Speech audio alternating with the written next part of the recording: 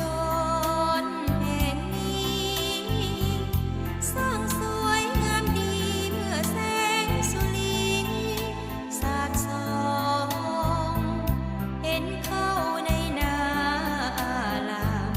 กวยเกวงหัวงามเมื่อลมต้องงามแท้พวงทองเมื่อยามเลี้ยวมองสุขใจนกน้อยก็มาหาบอนที่เคยชอบกินแก้มห้วยน้ำลินถิ่นนี้ยิ่งงามสดใสเห็นนกมีคู่เคียงข้างดวงจิตน้องสร้างเกิดหวั่นไหวลมพัดก็ไปเสียงดังกอมให้น้องยิ่งหลงไหลอ่อนสวงเห็นพ่อนาเกี่ยวเข้าวสวยกันแดดก็ร้อนยังอดดันเก็บเกี่ยวเข้าวนั้นหวังให้หมดพวงเลี้ยวไปแคมป่าโอ้นั่นปากกาบ้านอยู่เป็นพวงพอตะเวนจะสิ้นดวงดอกไม้ทั้งพวงส่งกลิ่นหอมมาฟ้าคงเสกสรรปั้นแต่งบ้านนาแห่งนี้สร้างงามเกินพี่ข้านี้จะพันละนา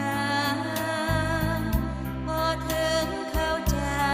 ใกล้จากจะภาพนี้ไปอะไรหาลาแล้วบ้านป่าข้านี้คิดว่าจะกลับคืนมาดังเคย